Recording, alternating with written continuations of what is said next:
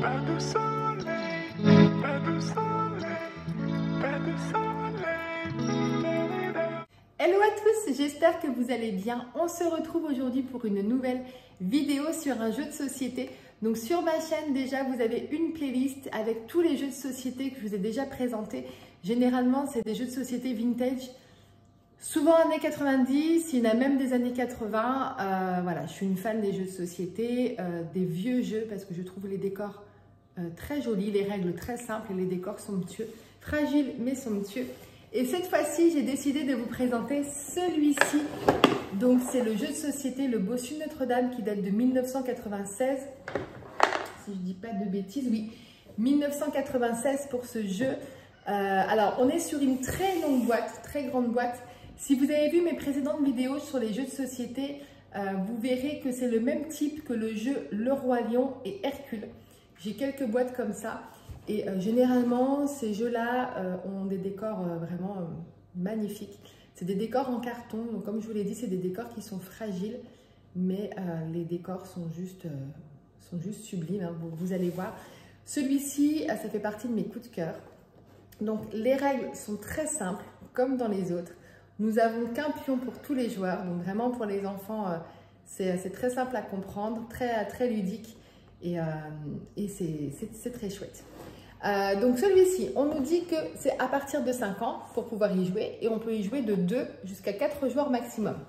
On nous dit aide Quasimodo à trouver le courage et la force de sauver Esmeralda et Phébus des griffes de Frollo. Alors seulement ils seront libres et réunis à jamais. Donc vous l'avez compris, on va incarner Quasimodo, on va devoir affronter des obstacles et Frollo pour pouvoir réussir à gagner la partie. Donc regardez déjà au niveau de la boîte. Qu'est-ce que vous en pensez?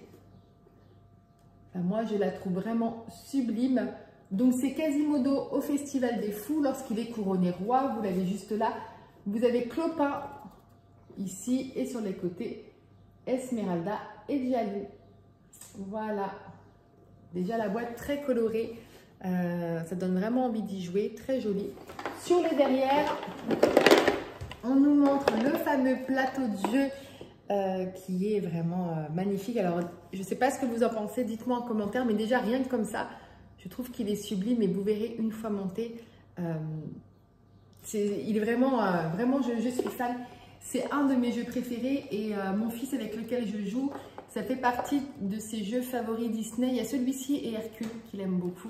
Mais regardez, donc vous avez le plateau avec donc, le village au cœur de Paris, juste ici, la cathédrale, donc élément phare du dessin animé qui se retrouve, je trouve, bien représenté sur ce plateau de jeu, les différents pions. Voilà. Donc, ce que je vous propose, comme d'habitude, c'est que je vais ouvrir la boîte, je vais tout sortir, je vais monter le plateau puisque... Je vous l'ai déjà dit, mais dans ces jeux-là, il y a un petit moment de montage à faire. Alors au début, il faut y aller un petit peu à tâtons. Une fois que vous avez joué plusieurs fois, vous verrez, c'est pas très compliqué à monter. Il faut vraiment y aller avec délicatesse, puisque c'est des éléments en carton qui fragilisent avec le temps et avec l'utilisation. Donc il ne faut pas être pressé, pas trop forcé. Mais voilà. Alors hop, on ouvre la boîte. Donc tout est comme ça à l'intérieur. Donc là, on a les différents éléments qui vont se clipser en fait sur le plateau de jeu. Alors on va sortir. Hop, regardez. C'est très joli. Ça, c'est le fameux plateau de jeu. Voilà. Donc il y a une partie qui ne se baisse pas. Ça, c'est tout le village vu d'au-dessus. Regardez. Et ensuite, tout ce qu'il y a là. C'est-à-dire tout ce qui est stand un petit peu de déguisement lors du Festival des Fous.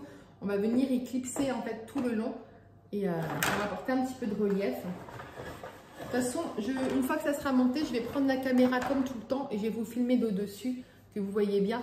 Donc ça, c'est tous les éléments qu'on va mettre sur le côté. Là, nous avons la façade de la cathédrale avec la porte qui s'ouvre. Hop, là aussi, un élément à mettre sur la cathédrale. Alors là, vous verrez, il n'y a pas de dé en fait. Il faudra tourner cette petite molette en encore des éléments qui vont sur la cathédrale et au niveau du village. Hop, je sors tout. Au niveau, donc on a la notice. Alors pour moi, c'est très important lorsque j'achète un jeu de société. Alors je me dis que maintenant sur Internet, on peut sûrement les trouver. Mais j'aime avoir la notice. Je ne sais pas pourquoi. Voilà. J'aime bien avoir la notice dans les jeux que j'achète d'occasion. Au niveau des pions, donc nous avons un premier pion. Donc c'est Phébus et Esmeralda. Donc ce qui est bien, c'est qu'ils sont recto verso. Nous avons Frollo. Voilà. Et nous avons le pion avec lequel tout le monde va jouer. C'est Quasimodo.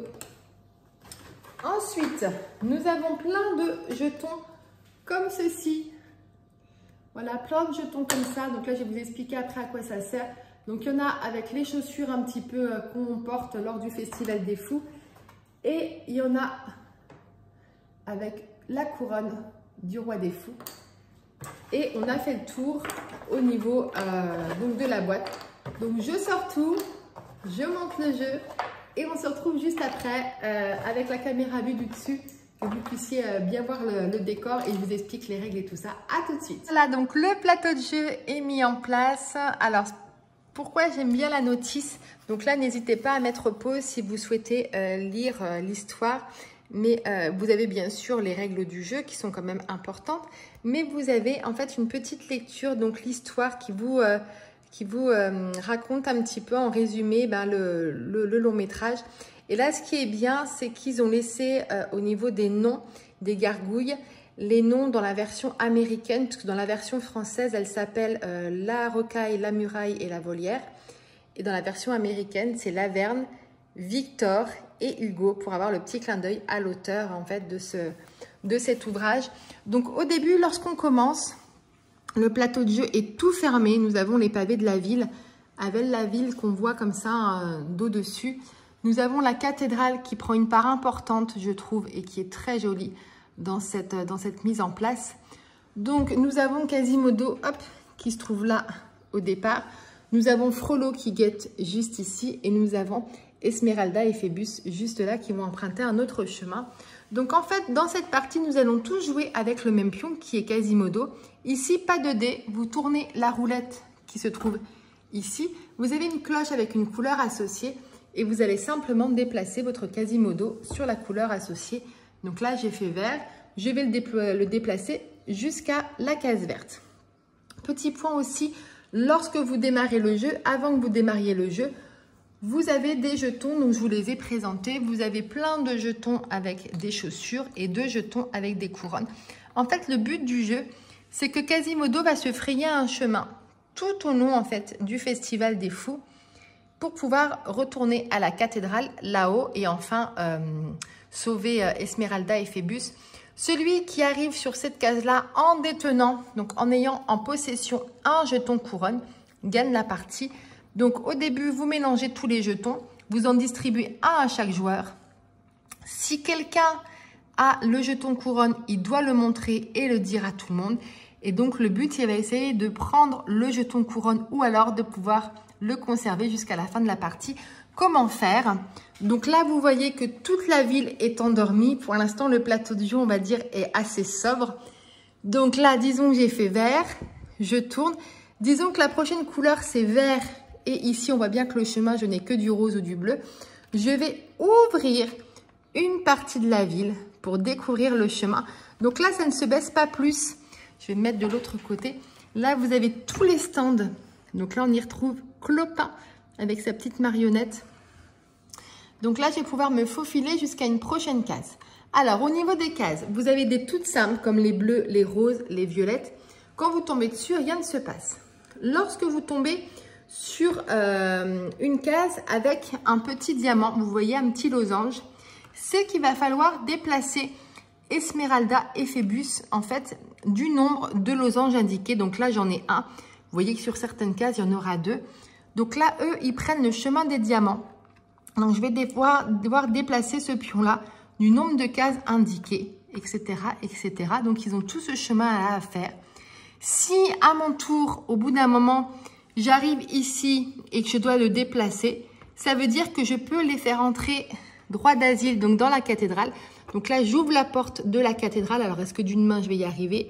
Voilà, donc j'ai ouvert la porte de la cathédrale. Donc là, si j'arrive ici et que c'est mon tour, donc si je fais 1 ou 2, ça veut dire qu'ils vont se cacher au niveau de la cathédrale. Et là, je gagne en fait un second tour. J'ai le droit de jouer 2 fois d'affilée.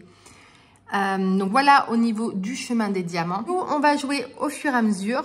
Donc le losange, on l'a vu, mais lorsqu'on tombe sur l'espèce d'étoile filante, ça veut dire qu'on doit prendre un jeton à un adversaire de son choix. Donc bien sûr, si vous, au début de la partie, vous savez qui a le jeton couronne, vous prenez le jeton couronne, vous le mélangez avec votre jeton, puisqu'au départ, vous aviez un jeton. Donc vous allez vous retrouver avec 2 jetons. Donc, vous mélangez bien pour que les adversaires ne savent pas où est votre jeton couronne. Et on continue, comme ceci, à avancer. Et au fur et à mesure que vous avez tourné la roulette, vous allez pouvoir ouvrir, regardez, et c'est là où ça prend toute sa beauté, le plateau de jeu. Regardez-moi ça. Et le chemin se découvre. Le chemin des saltimbanques se découvre. Regardez. Voilà. Et ensuite, il continue ici. Donc là, hop, vous le baissez puisque le chemin continue là. Hop, donc là, voilà, Frollo, en fait, dès que vous arrivez sur une case, donc dès que vous tombez sur cette case-là, vous mettez Frollo, en fait, là-haut. En fait, les cases où il y a plusieurs traits, vous voyez, à rayures, c'est des cases où vous êtes obligé de vous stopper dessus. Donc là, vous êtes obligé de vous stopper. Et donc, c'est à ce moment-là que Frollo va changer de place pour se mettre au-dessus de la cathédrale. Et on continue comme ça à ouvrir le plateau de jeu. Donc, vous voyez, ça fait tout un petit virage, tout un petit virage. Hop, on continue, on continue. Donc, Quasimodo, il va faire tout ce chemin-là. Hop, hop, hop, hop, hop, hop. Il arrive ici. Une fois qu'il arrive ici, les 2 dernières cases sont là-haut. Là et enfin là. Et une fois qu'il est ici, on regarde qui a le jeton couronne dans sa possession, c'est lui qui gagne. Et on peut en fait défier Frollo. Donc à ce moment-là, normalement, on doit avoir une petite tirette. Alors là, sur ce jeu-ci, les gens en fait ont dû la casser. Je ne l'ai plus en fait. Mais on a une petite tirette qui fait qu'on bascule et Frollo tombe par terre, comme à la fin du dessin animé. Et Quasimodo, Phébus et Esmeralda, eh bien, gagnent tout simplement. Voilà les amis, alors dites-moi en commentaire ce que vous pensez de ce jeu de société. J'espère vous l'avoir assez bien expliqué. C'est quand même des jeux qui sont quand même simples au niveau de l'utilisation. Mais dites-moi ce que vous en pensez au niveau de la qualité, de la beauté en fait de la mise en place avec cette fameuse cathédrale. Tout ce village en fait qui est décoré pour la fête des fous. Tout ce plateau de jeu qui s'ouvre au fur et à mesure que vous jouez. C'est-à-dire qu'au début, c'est assez sobre, on ne voit pas trop le plateau de jeu. Et puis au fur et à mesure, je trouve que pour les enfants, c'est magnifique. On découvre et on voit le chemin qui commence à se faire. Enfin, je me dis, quand on est petit et qu'on commence à jouer, on doit avoir les yeux tout émerveillés de voir un chemin qui prend vie, qui prend forme sous ses yeux. Donc voilà, concernant ce jeu de société, donc vintage des années 90, donc sur le bossu de Notre-Dame. Je suis très contente de vous l'avoir présenté. Donc, comme je vous l'ai dit, ça fait partie de mes jeux de société favoris. Rien qu'en termes aussi de jeu, parce que je le trouve très sympa. Et en termes de décor, il est juste magnifique. Moi, je vous laisse ici. N'hésitez pas à mettre un petit pouce bleu à la vidéo. Ça me fait plaisir. À vous abonner pour me suivre dans les prochaines aventures Disney. Moi, je vous laisse là et on se retrouve très bientôt pour une nouvelle vidéo. Ciao!